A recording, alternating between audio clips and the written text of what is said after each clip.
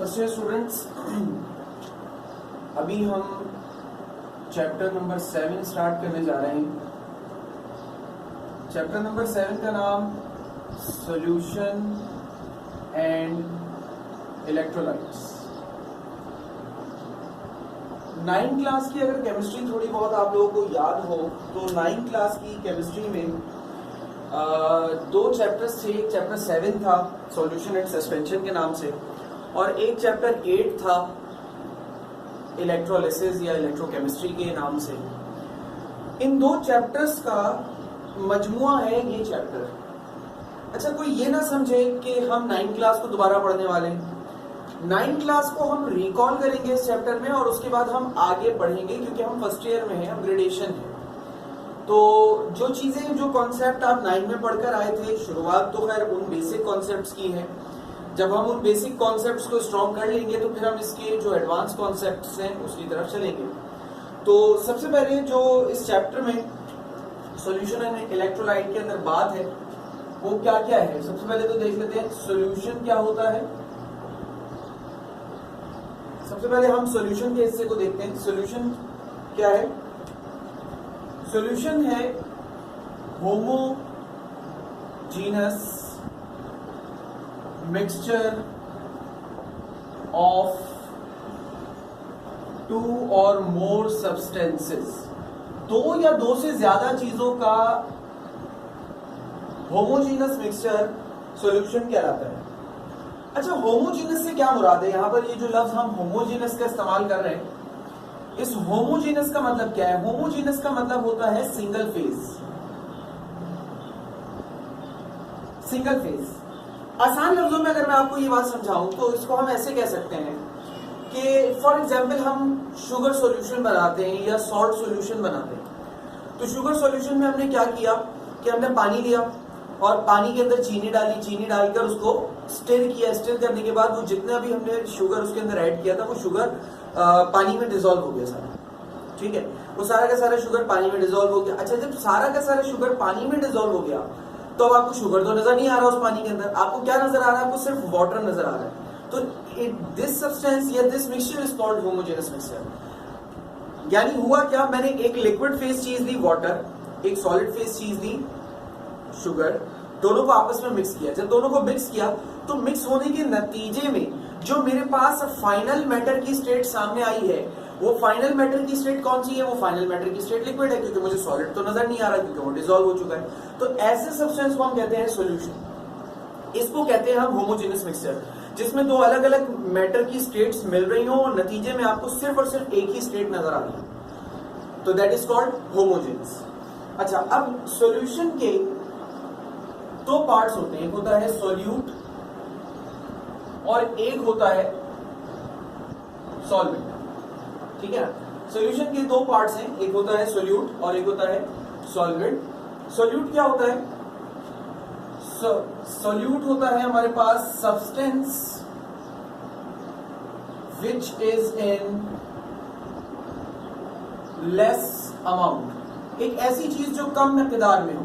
जैसे कि अगर मैंने भी आपके सामने एग्जांपल दी शुगर सॉल्यूशन और शुगर सॉल्यूशन की, उसके अंदर अगर हमने 1 ग्लास पानी लिया है तो चीनी हम 2 चम्मच या 3 चम्मच लेते हैं, यानी कि शुगर की मिकदार कम होती है और पानी की मिकदार ज्यादा होती है। तो जिस चीज की मिकदार कम होती है वो सॉल्यूट होती है। उसके अलावा सॉल्यूट को हम एक नाम और भी देते हैं, एक बात और भी कहते हैं सॉल्यूट के हवाले से, और वो क्या है? वो ये है कि substance which dissolve in solvent। एक ऐसी चीज जो सॉल्वेंट में डिसॉल्व हो रही है, यानी कि जो गायब हो रही है, उसे सॉल्यूट कहते हैं। अब सॉल्वेंट क्या होगी? Solvent substance which is in greater amount। वो चीज जो ज्यादा मिकदार में होगी वो सॉल्वेंट है। ठीक है। अच्छा, सब्सटेंस, सॉल्वेंट की दूसरी डेफिनेशन क्या होगी? Substance which dissolve solute. ठीक है, सॉल्वेंट क्या चीज हो गई? सब्सटेंस विच डिसॉल्व सोल्यूट, एक ऐसी चीज जो सोल्यूट को अपने अंदर डिसॉल्व कर ले, उसे हम सॉल्वेंट कहेंगे। इसके बाद आगे मूव करते हैं और एक बहुत ही इंपॉर्टेंट बात, कॉन्सेंट्रेशन ऑफ अ सॉल्यूशन। किसी सॉल्यूशन की कॉन्सेंट्रेशन यानी कि उसकी स्ट्रेंथ, इसको मुख्तलिफ नामों से बुलाया जाता है, कॉन्सेंट्रेशन ऑफ सॉल्यूशन भी कहते हैं, स्ट्रेंथ ऑफ अ सॉल्यूशन भी कहते हैं, बहुत सारे इसके अलग अलग हमारे पास नाम होते हैं। तो ये क्या चीज है? अमाउंट ऑफ सोल्यूट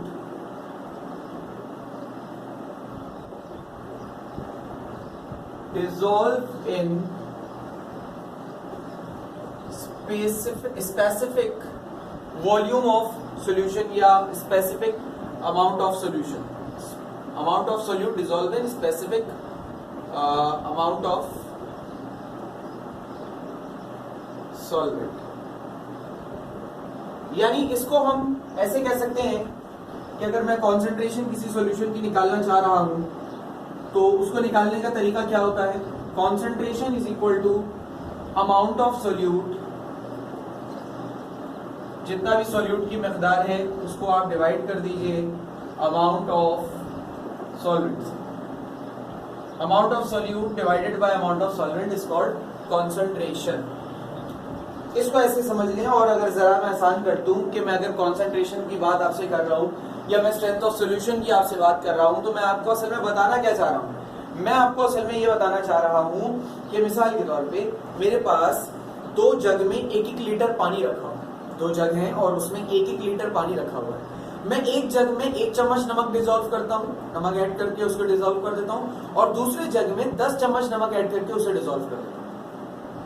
अब डिसॉल्व करने के बाद अगर मैं आपसे सवाल करूं कि कौन सा सॉल्यूशन ज्यादा नमकीन होगा, यानी कि किस सॉल्यूशन का टेस्ट ज्यादा सॉल्टी होगा, तो आपका जवाब यकीनन यही होगा कि सर जिसमें आपने 10 चम्मच नमक डिसॉल्व किया है उसका जो टेस्ट होगा वो ज्यादा सॉल्टी होगा बनिस्बत 1 चम्मच नमक डिसॉल्व होने वाले सॉल्यूशन से। बिल्कुल ऐसे ही है। तो मैं ये कह सकता हूं कि कॉन्सेंट्रेशन 10 चम्मच नमक जिसमें मैंने डिसॉल्व किया है ना जिस सॉल्वेंट में, उसकी कॉन्सेंट्रेशन ज्यादा है या उसकी स्ट्रेंथ ज्यादा है, वो स्ट्रॉन्ग सॉल्यूशन है एज कंपेयर टू वो सॉल्यूशन जिसके अंदर मैंने 1 चम्मच नमक को डिसॉल्व किया। तो स्ट्रेंथ ऑफ सॉल्यूशन या कॉन्सेंट्रेशन ऑफ सॉल्यूशन का मतलब ये है। वीडियो को पॉज करके अगर आपने कुछ चीजें नोट करनी है तो आप कर सकते हैं, फिर हम आगे चलते हैं मजीद।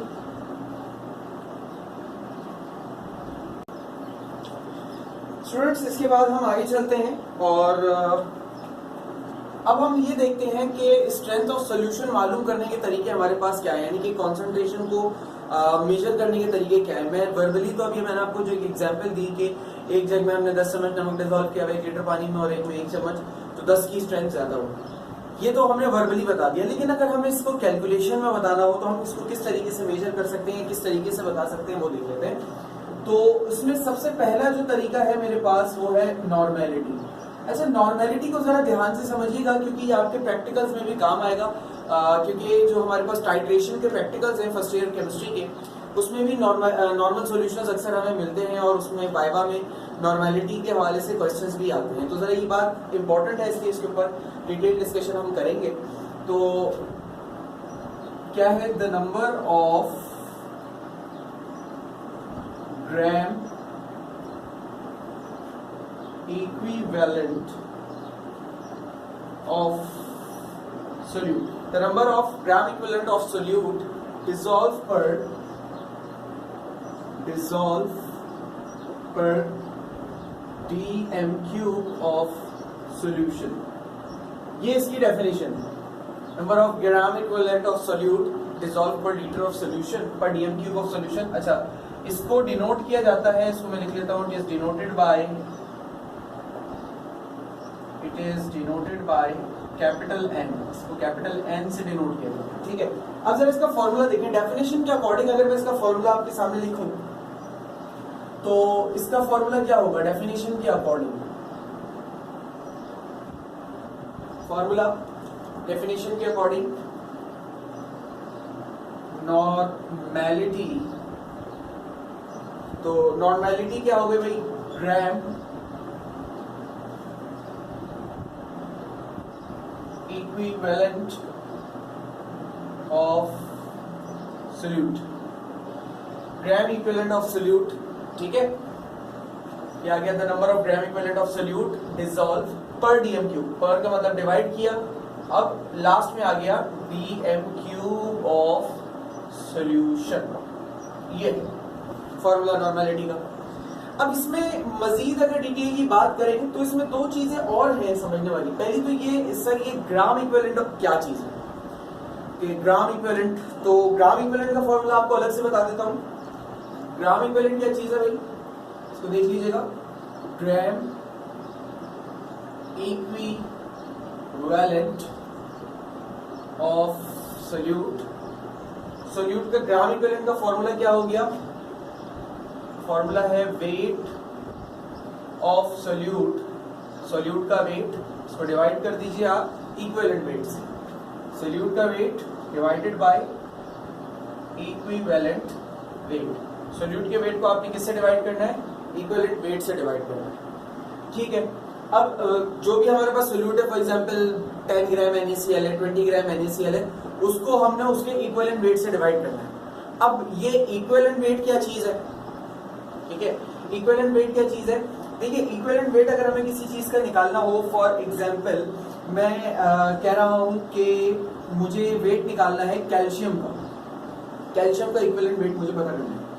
देखिए कैल्शियम के ऊपर चार्ज होता है +2, ठीक है। मैं पहले इसका फॉर्मूला लिख देता हूं। इक्विवेलेंट वेट का फॉर्मूला क्या होता है, इक्विवेलेंट वेट का फॉर्मूला होता है एटॉमिक या फिर फॉर्मूला मास, डिवाइड कर देते हैं इसको चार्ज ऑफ कैटाइन से, जो भी कैटाइन का चार्ज है उससे डिवाइड करते हैं। जैसे कि फॉर एग्जांपल मैं कैल्शियम का इक्विवेलेंट वेट निकालना चाह रहा हूं, तो कैल्शियम का चार्ज क्या होता है +2, कैल्शियम का एटॉमिक मास क्या होता है भाई 40 डिवाइडेड बाय 2, 40 को 2 से डिवाइड किया, आंसर क्या है 20। तो कैल्शियम का इक्विवेलेंट वेट क्या हो गया, कैल्शियम का इक्विवेलेंट वेट हो गया 20।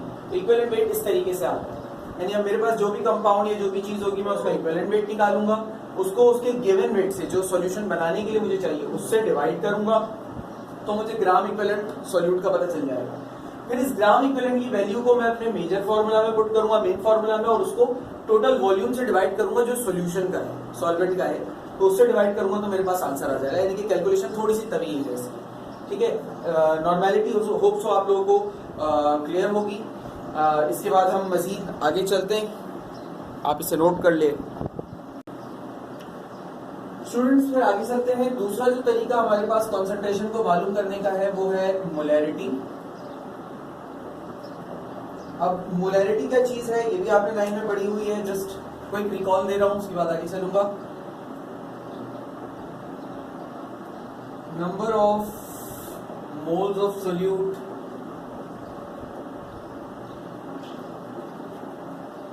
पर डीएम क्यूब ऑफ सोल्यूशन, ये है मोलैरिटी। अच्छा देखिए, नॉर्मेलिटी हो, मोलैरिटी हो, मोलैरिटी हो, वेट परसेंट हो, जो भी तरीका कंसंट्रेशन मालूम करने का है ना, सब में बेसिक जो पर्पस है वो यही है कि सॉल्यूट को सॉल्वेंट से डिवाइड करना है। अब उसमें यूनिट्स अलग हो सकती हैं कि किसी तरीके में सॉल्यूट को अलग क्वांटिटी में मेजर किया जा रहा है, सॉल्वेंट को अलग तरीके से मेजर किया जा रहा है, सॉल्यूट को किसी में अलग तरीके से मेजर किया जा रहा है, सॉल्वेंट को अलग तरीके से मेजर किया जा रहा है।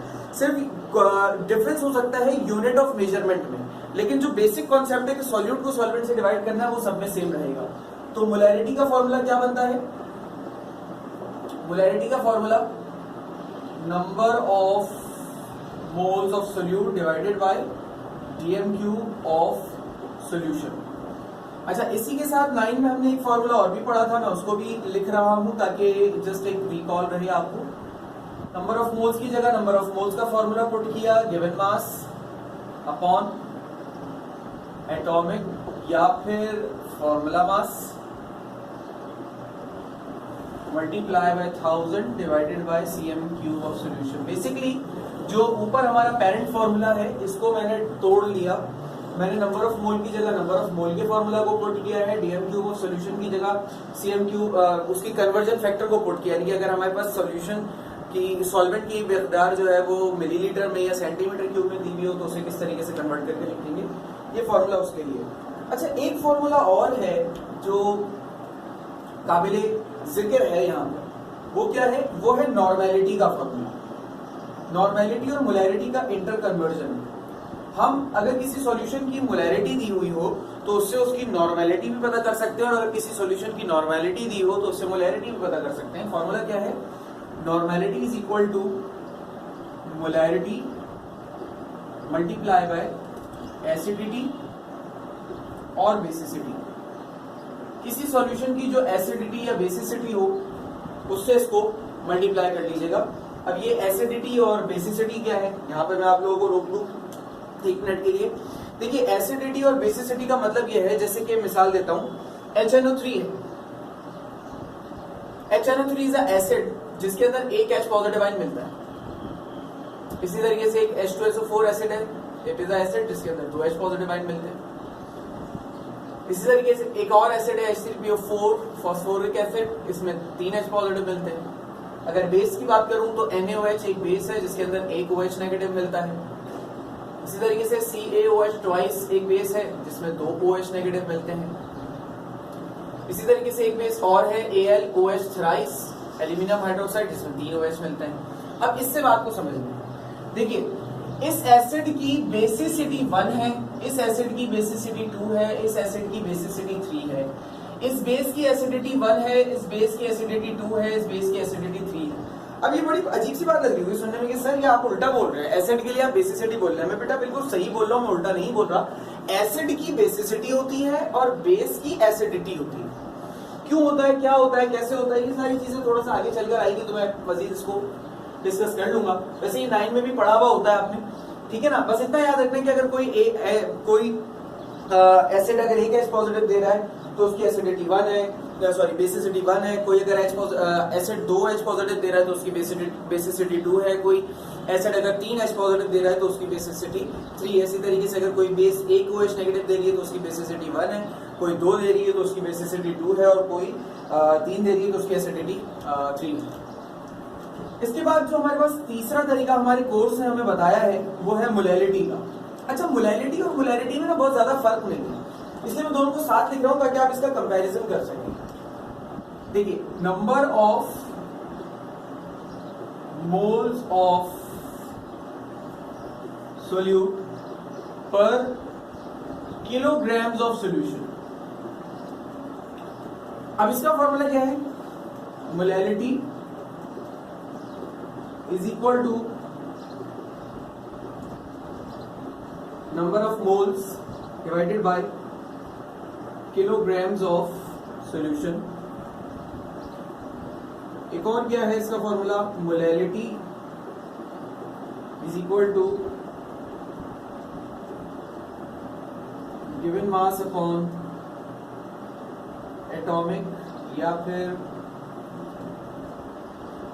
Formula mass multiply by 1000 divided by grams of solution.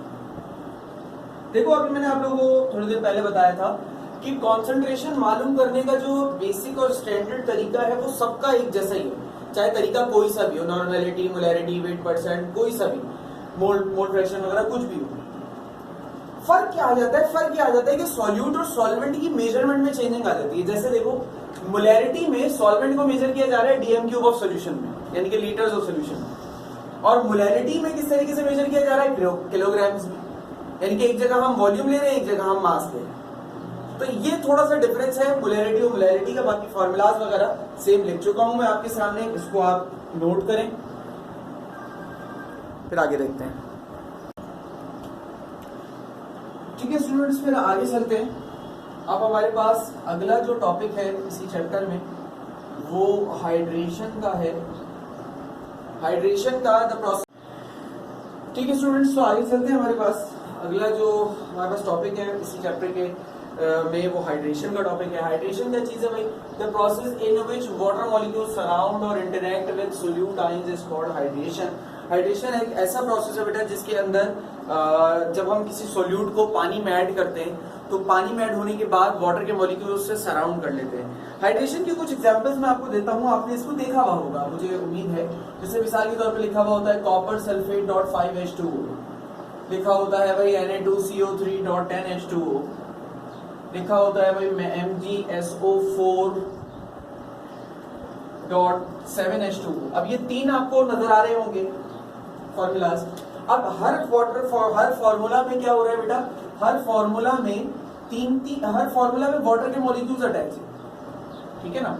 ये जो वाटर के मॉलिक्यूल्स हैं इनको हम कहते हैं वाटर ऑफ क्रिस्टलाइजेशन, क्योंकि क्रिस्टलाइजेशन के प्रोसेस के बाद ही बनते हैं। और इस प्रोसेस को जो ये हुआ, इसके साथ वाटर के मॉलिक्यूल का अटैच हो जाना, ये कहलाता है हाइड्रेशन, ठीक है।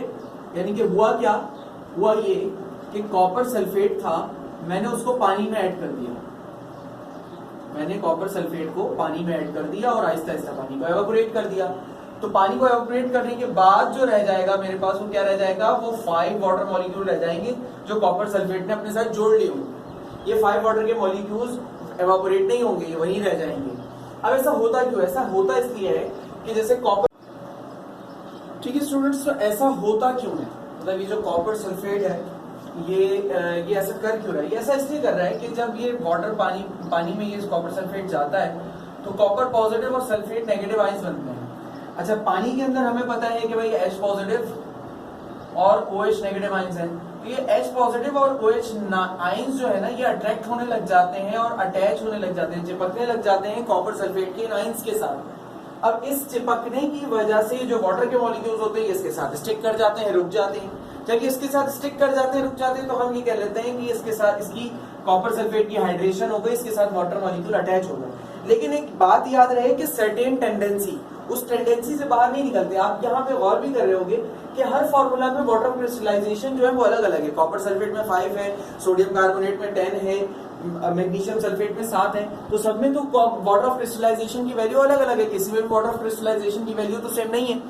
तो वाटर ऑफ क्रिस्टलाइजेशन की वैल्यू जो किसी में भी आपको सेम नजर नहीं आ रही, उसकी वजह जो है वो यही है कि ये सब में सबकी टेंडेंसी के हिसाब से, मॉलिक्यूल्स की टेंडेंसी के हिसाब से ऐसा होता है।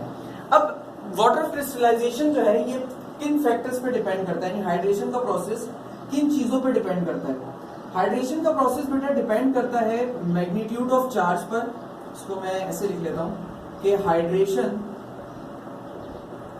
Is directly proportional to magnitude of charge, charge के मैग्नीट्यूड से डायरेक्टली प्रोपोर्शनल है, और हाइड्रेशन इनवर्सली प्रोपोर्शनल है साइज ऑफ एटम से। हाइड्रेशन डायरेक्टली प्रोपोर्शनल है मैग्नीट्यूड ऑफ चार्ज से और इनवर्सली प्रोपोर्शनल है साइज ऑफ एटम से। यानी कि जिस एटम पर जितना ज्यादा चार्ज होगा उसकी हाइड्रेशन उतनी ज्यादा होगी, यानी कि वो उतने ज्यादा वाटर मॉलिक्यूल्स अटैच कर सकता है। जिस एटम पर चार्ज कम होगा वो हाइड्रेशन कम करेगा, जिस एटम का साइज छोटा होगा वो हाइड्रेशन का प्रोसेस ज्यादा करेगा, जिस एटम का साइज बड़ा होगा वो हाइड्रेशन का प्रोसेस कम करेगा। अच्छा, इस बात को अगर मैं ये जो दोनों फैक्टर्स हैं इनको मैं समराइज करके ये लिख सकता हूं कि चार्ज डेंसिटी के ऊपर डिपेंड करता है बेसिकली, ठीक है ना। हाइड्रेशन का प्रोसेस डिपेंड करता है चार्ज डेंसिटी पर। चार्ज डेंसिटी क्या है, चार्ज डेंसिटी है magnitude of charge, magnitude of charge on ion, ion पर मौजूद charge divide by size of ion या एटम। एटम या आयन के ऊपर जो चार्ज हो उसको उसके साइज से डिवाइड कर दीजिए तो आपको ये मिल जाएगा चार्ज डेंसिटी। अब जिस एटम की या जिस आयन की चार्ज डेंसिटी ज्यादा होगी उसके हाइड्रेशन का अमल भी ज्यादा होगा, जिस एटम या जिस आयन की चार्ज डेंसिटी कम होगी उसका हाइड्रेशन का प्रोसेस भी कम होगा। अच्छा, एक और चीज, साइज के हवाले से बात की ना आपसे, दो तरह के आयन्स होते हैं बेटा, एक होता है कैटाइन और एक होता है एनाइन। कैटाइन पॉजिटिवली चार्ज होता है, एनाइन नेगेटिवली चार्ज होता है, सही है ना। कैटाइन पॉजिटिवली चार्ज और एनाइन नेगेटिवली चार्ज। अब इन दोनों में हाइड्रेशन किसमें ज्यादा होगी किसमें कम होगी? कैटाइन में हाइड्रेशन ज्यादा होती है और एनाइन में हाइड्रेशन कम होती है एज कंपेयर टू कैटाइन। क्यों? ये बात हमने चैप्टर 4 में भी पढ़ी है, 3 में भी पढ़ी है।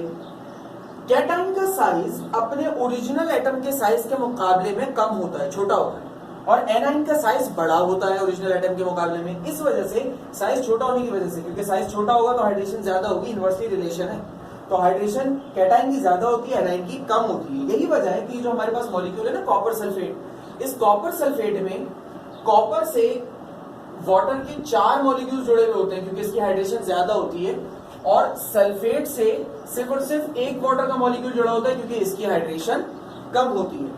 ठीक है बेटा। इसके बाद एक प्रैक्टिस क्वेश्चन है, थ्योरेटिकल, मतलब आप इसको अप्लाई करिए। फॉर एग्जाम्पल आपके पास 3 आयंस में आपको दे रहा हूं, सोडियम पॉजिटिव, मैग्नीशियम पॉजिटिव और एल्यूमिनियम पॉजिटिव। मेरा आपसे क्वेश्चन ये है कि इन तीनों में हाइड्रेशन सबसे ज्यादा किस में होगी, सबसे कम किस में होगी, और मीडियम यानी मॉडरेट लेवल तक कौन रहेगा। हाइड्रेशन सबसे ज्यादा किस में होगी, सबसे कम किस में होगी, इन तीनों में, एल्यूमिनियम, मैग्नीशियम और सोडियम में, यह आपको मुझे बताना है। ठीक है। इसके बाद बेटा हमारे पास अगला जो टॉपिक है वो है हाइड्रोलिसिस। हाइड्रोलिसिस हमारे पास बेटा अगला टॉपिक है। हाइड्रोलिसिस क्या है? द रिएक्शन बिटवीन कैटाइन और A9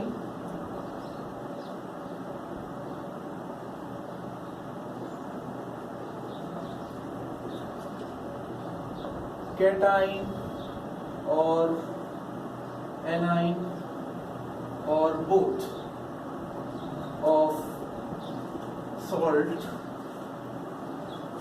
with water so as to change its pH.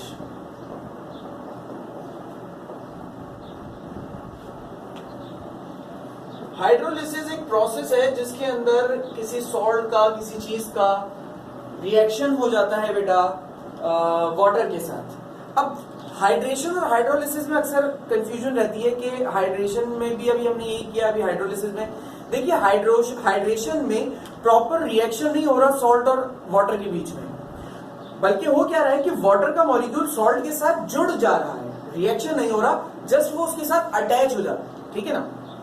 लेकिन इन हाइड्रोलिसिस में क्या हो रहा है, हाइड्रोलिसिस में वो उसके साथ रिएक्शन कर रहा है, कि प्रॉपरली वाटर और सॉल्ट का रिएक्शन हो रहा है, और रिएक्शन के नतीजे में कोई भी जो भी चीज प्रोड्यूस हो रही है उस प्रोडक्शन के नतीजे में हमारे पास पीएच चेंज हो रही है। पीएच क्या है इसी चैप्टर में लेटर ऑन हम पढ़ेंगे, तो हम वहां पर भी देख लेंगे। अब इसकी एग्जांपल्स को हम देखते हैं कि पीएच किस तरीके से चेंज होती है हाइड्रोलिसिस की। फॉर एग्जाम्पल पानी था मेरे पास और उस पानी में मैंने एक सॉल्ट ऐड किया Na2CO3। अच्छा, सोडियम कार्बोनेट को जब हम पानी में ऐड करते हैं तो रिएक्शन होता है, और रिएक्शन के नतीजे में H2CO3 एक कंपाउंड प्रोड्यूस होता है और इसके साथ में NaOH प्रोड्यूस होता है। ठीक है। ये स्ट्रॉन्ग बेस है और ये वीक एसिड है। अब जरा यहां गौर कीजिए, जब ये कंपाउंड था सोडियम कार्बोनेट, इसमें मैंने वाटर ऐड किया, नतीजे में क्या हुआ, स्ट्रॉन्ग बेस बन गया। तो जब मैंने इसके अंदर मिसाल के तौर पे अभी जब मैं वाटर में ये ऐड कर रहा था तब वाटर की पीएच थी 7। अब जैसे ही मैंने ये इसके अंदर ऐड किया और स्ट्रॉन्ग बेस बना, स्ट्रॉन्ग बेस बनने की वजह से क्या होगा, इसकी पीएच बढ़ जाएगी। जब पीएच बढ़ेगी तो फिर ये सॉल्यूशन कैसा हो जाएगा, ये सॉल्यूशन हो जाएगा बेसिक, क्योंकि रिएक्शन हुआ। अच्छा, पीएच को मैं हिंट यहाँ पर दे दूं आपको, डिटेल इसी चैप्टर में हमें आगे मिलेगी। पीएच एक स्केल होता है जिसकी वैल्यू 0 से लेकर 14 तक होती है। 7 हमारा न्यूट्रल पॉइंट होता है, 0 से 7 का रीजन एसिड का होता है और 7 से 14 का रीजन बेस का होता है, और 7 पॉइंट हमारा न्यूट्रल होता है। तो यानी कि मैंने जब कहा कि पीएच 7 थी यानी कि न्यूट्रल था सॉल्यूशन, ना एसिडिक ना बेसिक। लेकिन जब उसके अंदर मैंने सोडियम कार्बोनेट ऐड किया, रिएक्शन हुआ, रिएक्शन के नतीजे में क्या बन गया, स्ट्रॉन्गली बेस, एक स्ट्रॉन्ग बेस बनी। स्ट्रॉन्ग बेस बनने की वजह से क्या होगी, उसकी पीएच 7 से बढ़कर 14 की तरफ आएगी, तो हमें पता चल जाएगा सॉल्यूशन बेसिक हो गया। ठीक है। इसी तरीके से हमारे पास एक और रिएक्शन है कि जिसमें हम अमोनियम क्लोराइड का रिएक्शन करवाते हैं, NH4Cl, इसको हम वाटर में ऐड करें तो क्या होता है, हमारे पास क्या बनेगा, NH4Cl को जब हम ऐड करेंगे तो हमारे पास बनेगा अमोनियम हाइड्रोक्साइड और HCl। अमोनियम हाइड्रोक्साइड बेटा वीक बेस होता है और ये स्ट्रॉन्ग एसिड है। ठीक है। अब जरा देखो, अब क्या हुआ, पहले पीएच क्या थी वाटर की, 7 था, न्यूट्रल था, ना एसिड था ना बेस। जब ये NH4Cl मैंने ऐड किया, रिएक्शन हुआ, रिएक्शन के नतीजे में क्या बना, स्ट्रॉन्ग एसिड बना, तो पीएच कहाँ चली जाएगी, 0 की तरफ जाएगी। अच्छा कोई ये बोलेगी सर इधर वीक एसिड का असर क्यों नहीं हुआ, इधर वीक बेस का असर क्यों नहीं हुआ। बेटा सिंपल सी बात है, अगर बेस स्ट्रॉन्ग है तो वीक एसिड का असर कैसे होगा, और अगर एसिड स्ट्रॉन्ग है तो वीक बेस का असर कैसे होगा, असर तो होने से ही रहा उन दोनों का। इसके अलावा जो हमारे पास एक और रिएक्शन है वो ये है कि NaCl को अगर मैं पानी में ऐड करूं तो NaCl पानी में जाकर डिसॉल्व हो जाता है Na पॉजिटिव और Cl नेगेटिव में, कोई रिएक्शन सामने ही नहीं आता। जब कोई रिएक्शन सामने नहीं आता तो यहाँ पर सॉल्यूशन न्यूट्रल ही रहता है, इसे कहते हैं हम हाइड्रोलिसिस। इसको आप नोट कर लें पॉज करके, फिर मजीद आगे देखते हैं। स्टूडेंट्स फिर आगे चलते हैं, इसको मजीद हम देखते हैं। अब हमने बहुत ही इम्पोर्टेंट कुछ ऐसी बातें हैं जो आगे भी हमारे काम आएंगी, उनके बारे में देखना है। ऑक्सीडेशन रिडक्शन, ध्यान से इस बात को समझिएगा क्योंकि बहुत ही ज्यादा इम्पोर्टेंट बात है। ऑक्सीडेशन और रिडक्शन, तो ऑक्सीडेशन क्या चीज है भाई, ऑक्सीडेशन हमारे पास, ऑक्सीडेशन की 3 डेफिनेशंस होती हैं, gain of electron, gain of oxygen, loss of hydrogen,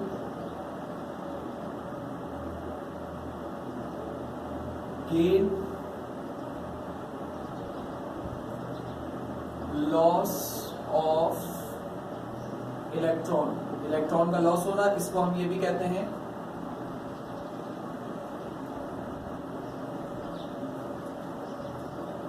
increase in oxidation number, increase in oxidation number. अच्छा ऑक्सीडेशन नंबर क्या होता है, हम चार्जेस देखते हैं जैसे Na पॉजिटिव 1 लिखा होता है, Ca पॉजिटिव 2 लिखा होता है, ये जो ऊपर चार्ज है इसे कहते हैं ऑक्सीडेशन नंबर, ठीक है। इसी तरीके से रिडक्शन में गेन ऑफ हाइड्रोजन होता है या फिर लॉस ऑफ ऑक्सीजन होता है, और last point gain of electron होता है, इसे हम कहते हैं decrease in oxidation number, oxidation number का डिक्रीज हो जाना, कम हो जाना, ठीक है। अब इनकी एग्जांपल्स की बात कर लेता हूं। गेन ऑफ ऑक्सीजन, कॉपर का रिएक्शन ऑक्सीजन के साथ हुआ, कॉपर ऑक्साइड बन गया, ठीक है। और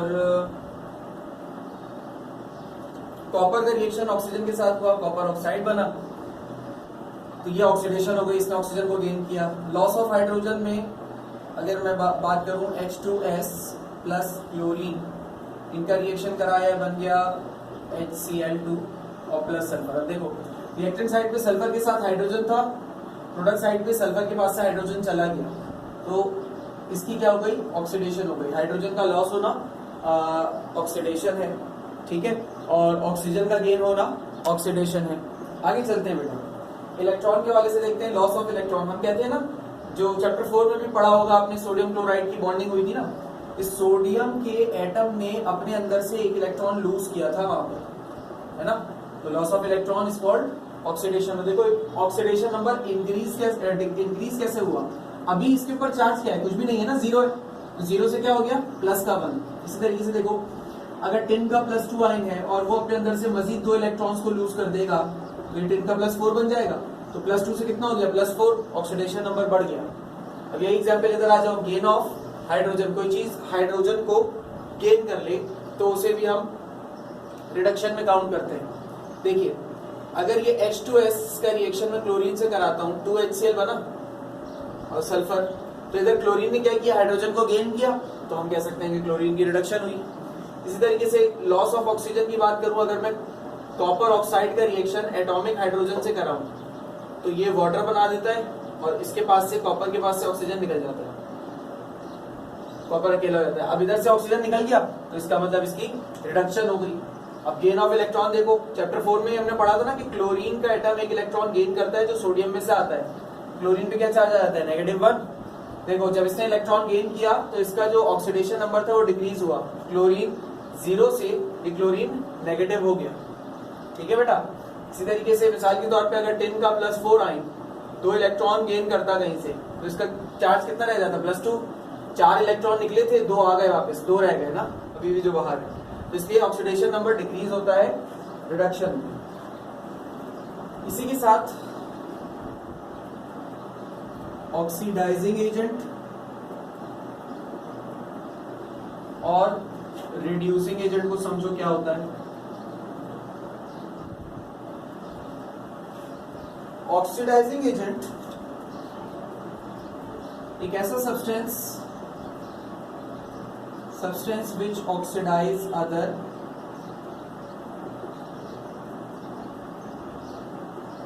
बट रिड्यूस इटसेल्फ। एक ऐसा सब्सटेंस जो दूसरों को ऑक्सीडाइज करे बट बेचारा खुद रिड्यूस हो जाए, दूसरे को ऑक्सीडाइज करे खुद रिड्यूस हो जाए। और रिड्यूसिंग एजेंट क्या होता है, substance which reduce others and oxidize itself। अच्छा, अब जो दूसरे को रिड्यूस कर रहा है वो खुद क्या हो रहा है भाई, ऑक्सीडाइज हो रहा है। जो दूसरे को रिड्यूस कर रहा है वो खुद ऑक्सीडाइज हो रहा है, और जो दूसरे को ऑक्सीडाइज कर रहा है वो खुद रिड्यूस हो रहा है। तो ये कहलाते हैं ऑक्सीडाइजिंग और रिड्यूसिंग एजेंट। अभी एग्जांपल से बात समझाता हूं, साथ में इसकी एक बात और समझ लीजिए, रेडॉक्स रिएक्शन। रेडॉक्स रिएक्शन क्या है, रेडॉक्स रिएक्शन ऑक्सीडेशन और रिडक्शन रिएक्शन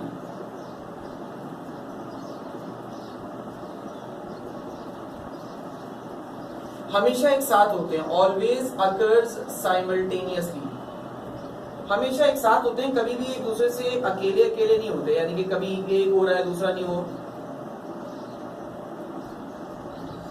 ऐसा नहीं होता। ये हमेशा एक साथ होते हैं दोनों। मतलब क्या है कहने का, देखो अगर ये कॉपर ऑक्सीजन को गेन कर रहा है, इसकी ऑक्सीडेशन हो रही है, ये ऑक्सीजन जहां से भी आ रही होगी वहां पर ऑक्सीजन लॉस हो रही होगी, तो वहां पे रिडक्शन हो रही है, तो यहां ऑक्सीडेशन हो रही है। इसी तरीके से यहां देखो, अगर ये हाइड्रोजन यहां पर आ रही है और इसमें से ऑक्सीजन को निकाल रही है, तो ऑक्सीजन अगर यहां से लॉस हो रहा है तो इसका रिडक्शन हो रही है। लेकिन कहीं ना कहीं तो जहां से ये हाइड्रोजन आई होगी वहां पर भी हाइड्रोजन लॉस हुई होगी ना, तो वहां पर ऑक्सीडेशन हो गई। कहने का मकसद क्या है, देखो भाई मैं फिर रिपीट कर रहा हूं, इस वाले रिएक्शन में कॉपर ने ऑक्सीजन से रिएक्शन किया और क्या बनाया, कॉपर ऑक्साइड। कॉपर ने क्या किया, ऑक्सीजन को गेन किया। जब कॉपर ने ऑक्सीजन को गेन किया तो कॉपर की, हम कह रहे हैं कि कॉपर की ऑक्सीडेशन हुई। लेकिन ये ऑक्सीजन जिससे कॉपर ने रिएक्ट किया, ये जहां कहीं से भी आई होगी, जहां कहीं से भी आई होगी, वहां तो ऑक्सीजन नहीं होगी ना, वहां से तो ऑक्सीजन निकल गई होगी, खत्म हो गई होगी, तभी तो यहाँ आई। तो जहां कहीं से भी ये कॉपर की ऑक्सीजन आई थी वहां पर क्या हो गई होगी, रिडक्शन हो गई। अब इस पूरी सिनेरियो को समझने के लिए बहुत ही अच्छा रिएक्शन हमारे पास मौजूद है, इसको देख लेते हैं। H2S प्लस क्लोरीन, HCl और प्लस सल्फर। इससे मैं आपको ऑक्सीडेशन, रिडक्शन, ऑक्सीडाइजिंग एजेंट वगैरह सब समझाऊंगा। देखियो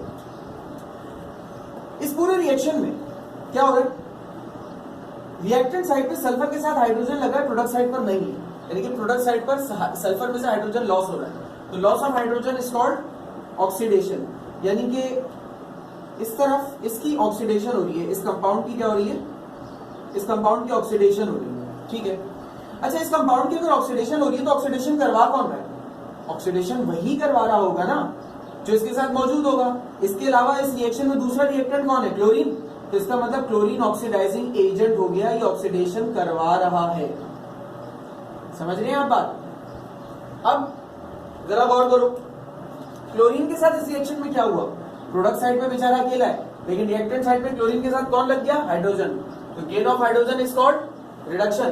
तो यहाँ पे क्लोरीन के साथ क्या हो गई भाई, क्लोरीन की हो गई है रिडक्शन। ठीक है, अब क्लोरीन की अगर रिडक्शन हो रही है तो इस रिएक्टेंट साइड पे इसके साथ कौन है जो रिडक्शन करवा रहा होगा, एक ही तो चीज है, वो है H2S। तो H2S is a reducing agent. ठीक है, H2S is a reducing agent and Cl2 is a oxidising agent. इसकी ऑक्सीडेशन हो रही है और इसकी रिडक्शन हो रही है। देखो मैंने क्या कहा, रेडॉक्स रिएक्शन एक ऐसा रिएक्शन होता है जिसमें ऑक्सीडेशन और रिडक्शन हमेशा एक साथ होती है। तो देखो ऑक्सीडेशन रिडक्शन एक साथ है। यही बात है कि ऑक्सीडेशन और रिडक्शन रिएक्शन हमेशा एक साथ हो रहे होते हैं। कभी ऐसा नहीं होता कि अगर कहीं ऑक्सीडेशन हो रही है तो वहां रिडक्शन नहीं हो रही है, कहीं रिडक्शन हो रही है तो ऑक्सीडेशन नहीं हो रही। दोनों रिएक्शंस हमेशा एक साथ होंगे, दोनों में किसी किस्म का फर्क नहीं आएगा। इसको नोट कर लीजिए, इन बातों को याद रखिएगा, क्योंकि जब मैं आयन इलेक्ट्रॉन बैलेंसिंग इक्वेशंस करवाऊंगा तो वहां पर बार बार ऑक्सीडेशन रिडक्शन, बार बार ऑक्सीडेशन रिडक्शन की बात आती रहेगी। तो लिहाजा इसको याद जरूर रखिएगा। Thank you.